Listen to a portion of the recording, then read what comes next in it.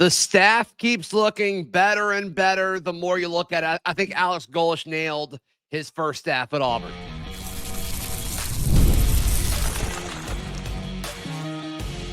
You are Locked On Auburn, your daily podcast on the Auburn Tigers. Part of the Locked On Podcast Network, your team every day. Yes, welcome on into Locked On Auburn, your daily Auburn Tigers podcast. I'm your host, Zach Blackerby, and thank you so much for making Locked On Auburn your first listen every single day. Ben Taylor, host of Auburn Opelika This Morning, runs the Auburn Network family of stations over there. We'll talk about how this portal season feels different, especially with quarterbacks in a moment. But Ben, the more you look at all the details of this first staff that Alex Golesh put together, I mean, several former defensive coordinators on this staff, several former head coaches on this staff.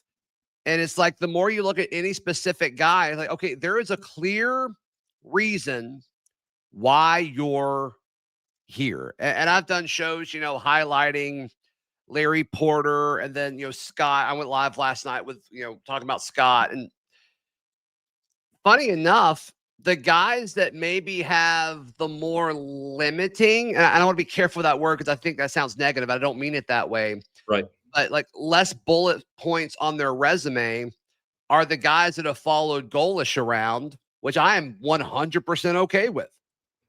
Yeah, because, they're going to know how he works. And so clearly they've fit well within his quote unquote system that he has. Right. We still don't. I don't guess we really know what that's going to be till we see spring ball and we see him go through the portal whenever it opens and who they grab and all that kind of stuff. But just the connections he's had and just even the connections through a coach. I mean, we talk about how the coaching business is incestuous. I mean, everybody talked about why would he keep Durkin? He has no ties to Durkin. And the first thing they said was like, yeah, we knew each other when we were up at, Houston. I was like the narrative completely fell to the side after that because they had heard of one another. They had talked to one another. They had studied each other's games. And so, it's kind of, it's also refreshing to see because what I've learned in this whole coaching search, Zach, is when I say the incestuous part, you always see coaches going and they go get their buddies or they go get former players. And I've been one that I'm like, nobody sells Auburn like a former Auburn player. And yes, Cody Burns is on staff. I get it. But Cody Burns has been with Golesh. So It's not like he went to some other team like Central Florida and grabbed a former Auburn staffer off of that and brought him with him. He brought somebody that was already with him. So, I mean, his offensive unit, Alex Golesh, Joel Gordon, the OC, he'll also coach quarterbacks, Tyler Hudanik, the run game coordinator and O-line. Boy, is he going to be important. And then Cody Burns, the associate head coach, co-offensive coordinator. I mean, and what a stamp of approval from Golesh. I mean, his first time meeting with Auburn people, not John Cohen. He's like, yep, Cody Burns, he's going to be my associate head coach. And this is like, while the DJ Durkin stuff is still being worked out, we're like, oh, okay, so I guess that's not DJ Durkin's role. Interesting. And so he has his guys. Yeah. And now he's got other guys on the other side of the ball that have like all been coordinators or head coach. I mean, it's incredible. I don't fully understand how they pulled some of this off when you talk about the experience. But one of the things that I heard about Golesh pretty early on was if you work for Golesh, the expectation is for you to get there at 5 a.m. and not leave until midnight. And nobody knows that grind more than people who have been head coaches in the sport. And as far as expectations and how that translates into production, I mean, hopefully that they nail it with this. Ben, if you had to pick one guy who you's like, okay, yeah, this guy is going to be the most impactful of these assistant coaches, who would you say? I'm going to cheat. And the reason I'm going to cheat is something that you've already said. Okay. If you said one guy, I would have to go with the boring answer of Durkin, because I think that you would be able to go to him as a new staff coming in, and he could tell you as both a former head coach of Auburn, even though it was interim, right, and a defensive coordinator of Auburn. I think Durkin's one of those guys that can self-reflect. Also, Durkin being a former head coach of Maryland. So, again, you talk about one of those quote-unquote former head coaches that he has on staff. You get that in DJ Durkin. Plus, he kind of is the old saying, quote, knows where the bodies are buried. Like he'll be able to say, this is where we lacked last year. This is where I need help. This is where as a defense, we saw some offensive inefficiencies last year when we were going against the offense. And so I think he'll be able to help them with that. But my cheating part is the fact that you have 3 defensive coordinators on the defensive side of the football, and former Mississippi State and former Tennessee coordinator. Yeah, Tim Banks has been a DC at Tennessee, and then Coleman Hutzler was the last 2 years was the defensive coordinator at Mississippi State, which is crazy to me. So you not only have 2 former defensive coordinators, they're 2 former conference coordinators. So you got 3 defensive coordinators working together on this defensive unit, which makes it a very solid unit, and that's very important. And I love that you have that. I talked about this last night, Ben. Like, you've got those guys who have been in it. Yeah. And then you've got Vontrell King-Williams, which we all believe is a rising star. Yes. You retain him. And then DeMarcus Van Dyke, who is a guy who played at Miami. Miami loves DVD. And this is his first job outside of the state of Florida. I mean, this is a guy who wants to be seen as not just a former player, young coach who can recruit well. He wants to be, seen as a respected position coach in this sport. And I think that step for DeMarcus Van Dyke is a big deal. So I like the mix of more experienced and established and young and hungry. I love the combination on the defensive side of the ball. Is this not the youngest staff in the SEC? Oh, I don't know. And the only thing that's probably swaying that is Durkin. As bad as it sounds. I mean, he's got to be the oldest guy in the room, right? Larry Porter. How old's Larry Porter? So those 2 are probably the oldest then. I mean, I don't know which one's older than the other, but I mean, especially Larry Porter's 53. I think Durkin's around that too. So, yeah, I mean. Yes, you take those guys out. You throw, as they say, throw the high highs out and throw the low lows out. I mean, you're looking at like a. This says Durkin's 47. Is that right? That is correct. That's right. Close to my age. I forgot about that. So, you throw all that out. You're looking at an average staff of, I don't know, 31 years old. Somewhere around. I don't know. That seems low, but it's still going to be younger than most. I would agree with you. What makes it look a lot younger, Zach, is when that graphic that got shared around Twitter late last night, it basically was just headshots of them. I was like, boy, these guys look really young. Yeah. I want to give you a name of a guy that I think is going to be pretty impactful that I haven't talked about a ton. That's next right here on Locked on Auburn. Today's show brought to you by our friends at FanDuel. FanDuel is America's #1 sports book. And look, right now, FanDuel, the name of the game, live betting over with our friends at FanDuel. We all kind of think, okay, this line's going to happen. And then, you can got to get a feel at halftime. And it's like, okay, this game's going differently than I thought. But, man, I feel a momentum shift coming. FanDuel, you can get in on the action. Head over to FanDuel.com to get in the game because the game moves fast. And with FanDuel, so can you. Today's show also brought to you by our friends at Kia Autosport Columbus.com.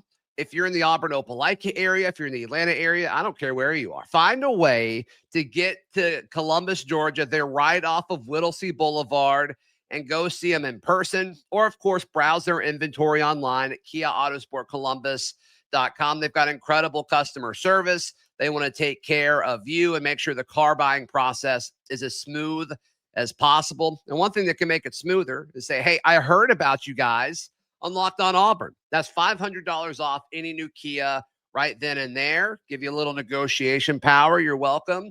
And then also head over and ask them about, tires for life with any new Kia purchase. They'll give you more details on that too. That's a game changer. That's a game changer for sure. So in person, right off of Whittlesey Boulevard, or KiaAutosportColumbus.com. Ben Taylor, host of Auburn Opelika this morning, part of the Auburn Network family of stations, hanging out with us.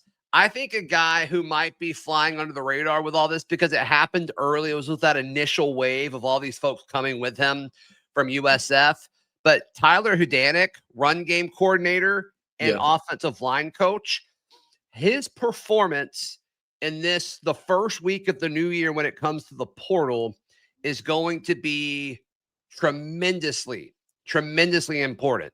Him identifying who he wants, what he wants to fit this system that Golesh and Joel Gordon, the offensive coordinator, are going to run. It's a big deal. You've already seen some of these guys that were depth pieces last year that we thought they may have a chance to compete for starting roles in 2026. You've already seen some of these guys enter the portal. And so all of a sudden, those are less battles. And some of that might be by design, Ben. Like I'm assuming some of these guys, it wouldn't make sense for them to leave unless they were told, hey, you don't have a chance to start in 2026 because you've been waiting. And now it's like for Seth Wilfred, it's like you've been waiting. You got a shot. You're in SEC school. You've been waiting for an opportunity to battle for a starting spot.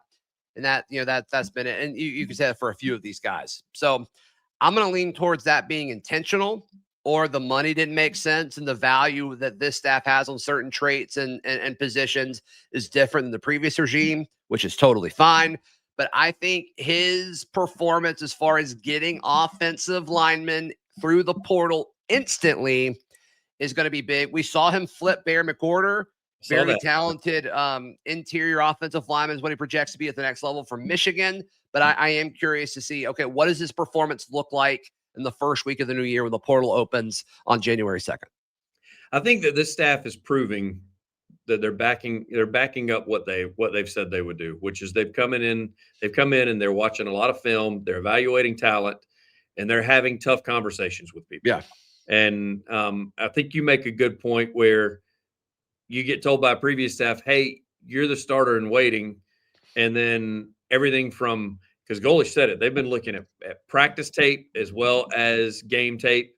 And clearly they've maybe had some conversations, not just with the offensive lineman. I think this is taking place amongst every position. And Absolutely. they're saying, look, you can fight for a position, but as far as you being told that you're next in line, that clock restarted as soon as we came on board. So, because we got other guys that we're looking at, and if that means that you need to leave, fine. There are going to be no hard feelings. We will be more than happy to help you out in any way possible. But I think that's just, and I think that's with any team that's a changer. I think LSU's doing that with Lane down there. I think that other teams are going to do it around Penn State whenever they finally get going. You've already seen Virginia Tech doing it where they've had people leave, and listen.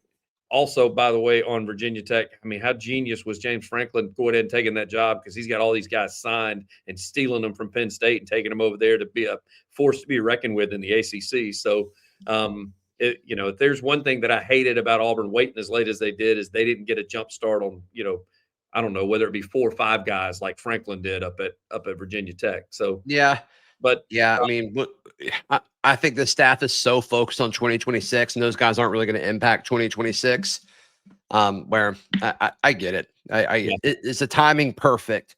No, and I think that's been So let me ask you this: agreed upon, but yeah, would you talk about his offensive line? And that was one of our critiques on your pod, where we talked about offensive line not given whatever quarterback was back there not time enough to do anything, or couldn't get the run game going because offensive line. Do we see some massive changes across the front? Because we saw changes just when Freeze was let go. We saw movement around the line. Do we see a whole lot more? Is this an all new look that we see in the spring? I think a lot of it was scheme, man. I think a lot of it was scheme. I wasn't as hard on Auburn's O-line as literally anyone else. I think I was kind of more defensive of them than anybody else that I've seen. Kind of got a lot of crap for it, which is fine. I could be wrong. Thankfully, it doesn't matter anymore. But I do think in this system, they're going to run it more, especially on early downs. And I think just the nature of the threat of that, whether it's Cobb or Omar or Durrell, or it doesn't matter who it is, the threat of that is going to help with pass rush. Yeah. I think as a defense, you're probably going to, you're going to have to play that a little bit differently. So I think that's part of it. And we saw opposing ends just teeing off on us, and especially in obvious downs. And we didn't have the tackles that could consistently win those battles. But I thought there were times where the quarterback held on to it too long. I think a lot of it was on Jackson, but whatever. Yeah. Will this scheme help that? Yes. I mean, everything we're hearing about this Golesh scheme, is it simpler, slows things down a little bit. You're able to think less and just react, which is good. And I think the threat of the run will help that. Speaking of quarterback, Ben, earlier this week, we saw, like, if you're a starting quarterback last year, you entered the portal. Like, it's really what it felt like. All these big names were entering the portal. And I just think if that would have happened and Freeze was under here, I think we still would have been like, oh, do we go and pay for Dylan Raiola?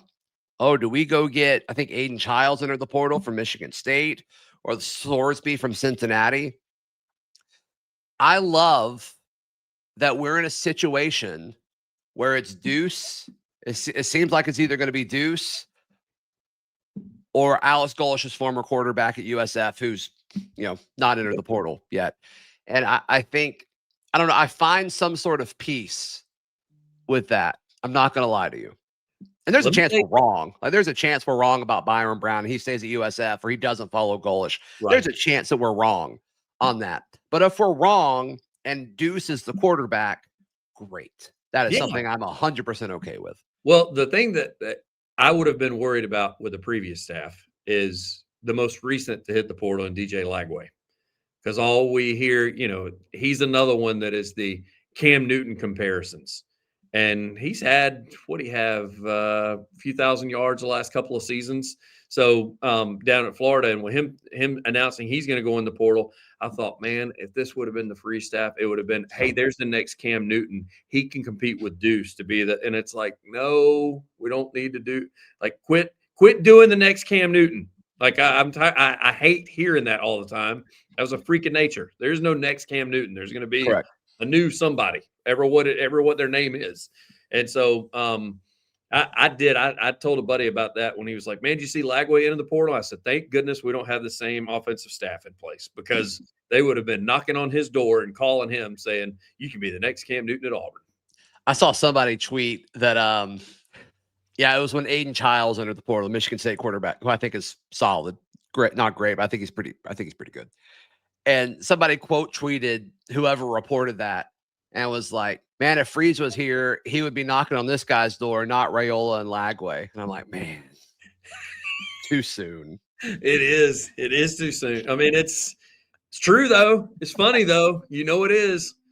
I mean, I hate, we're only a couple of months away, but it just the difference that I've seen from what I've heard. I mean, he's not afraid. I mean, he's the best soundbite giver is Golesh whenever he goes into a press conference, because he expands on everything. You don't have to ask a follow-up question. Just ask your question. He will go on for 5 minutes about it. So, I was wrong on that. I had, because like the clip that they showed us of him talking to the team and then his opening presser, like, he didn't seem super like into it, right? Like, he didn't seem super comfortable. And I'm like, man, this guy's not going to give us much, and that is okay. Then I had Eric Kane of Locked On Vols on. He talked about him. He's like, no, he's a talker. And I'm like, really? And then we had that first, like, real presser. I'm like, oh my goodness, this is an hour long. And I'm telling you, when he answers questions, there's no follow-up. You don't have to say, I've got a question for you, and then a follow-up, Coach. Nope, I promise you. He's probably going to give you more than you just asked for. Like, just take what he gives you, all right? It's funny. There's no follow-up. And that's funny. Yeah. Now I like it. I like it too, because I'm with you. I said the same thing when I saw just little clips of the way but then right when he got hired, I saw he was on a show, it was like a Fox show from Jim Rome. He was on Rome's show. And Roman asked him about something. And dude, his answer was like 7 minutes long about something. Like, they had to cut the commercial break and like get away from. And I was like, oh, this is what they talk about with him being a talker. Yeah, that's interesting. Yeah, I just didn't see that coming. And the way he speaks, though, there's no like Freeze would talk for a long time. There'd be pauses, a lot of ums, and like that's not going to translate to a more productive offense. But I do think the mindset of him having a clear plan in place, like I do think that does matter. Right. And it's very clear that when he's asked about something, he's already thought about it. Oh, he's got his T's crossed and his I's dotted. Yeah. So like that's my biggest takeaway from his like public speaking, I guess, so far. Yeah, I completely agree. So yeah, it's going to be interesting to say the least. But yeah, the quarterback situation, I'm a little shocked because when these quarterbacks get ready to transfer, is it money or are they just not happy because they now got to go learn a new system if they're going somewhere else. And some of these guys have been fairly successful where they are. They're just done. Yeah, I mean, you got to think it's like, but some of these guys, like Dylan Raiola, there's no way he's not making bank at Nebraska. I know. Sorsby at Cincinnati, like, okay, that makes sense. Levitt at Arizona State, okay, that makes sense. But Raiola at Nebraska, that's a little surprising. Lagway at Florida, little surprising. Coaching change, like, okay, I get it. But but like his dad bleeds Florida orange and blue. Like his dad is like a Florida Gator fan prior to him even being born. So yeah, I don't know. That's another one shock. And then and I say this all the time, like there's a million different reasons why kids want to enter the portal. Yeah. So, does their position coach leave? Is it money? Do they just want a fresh start? Like, I mean, people leave jobs all the time after a year or two, and it's like, I just think I could be more fulfilled somewhere else. Like that happens everywhere. Listen, I got to quit questioning it because if Bo Nix is going to leave Auburn bleeding orange and blue with his dad coaching right down the road, anywhere's able to be left at any point in time. Yeah, that's right. So that's right. Have to think back on that. And then TJ Finley. Yeah. Transfer for like the 6th time, which is crazy. Ben Taylor, how can people check out everything you've got going on? AUnetwork.com. I've been here a shorter amount of time than TJ Finley has been in college and working for this company. So AUnetwork.com. Be sure to click on the WANI logo. We do sports each and every morning just after 7. Please like the video. Please subscribe. If you're tuned in on audio, please subscribe and leave us a review. Helps the show out a ton. We'll see you next time. This has been Locked On Auburn.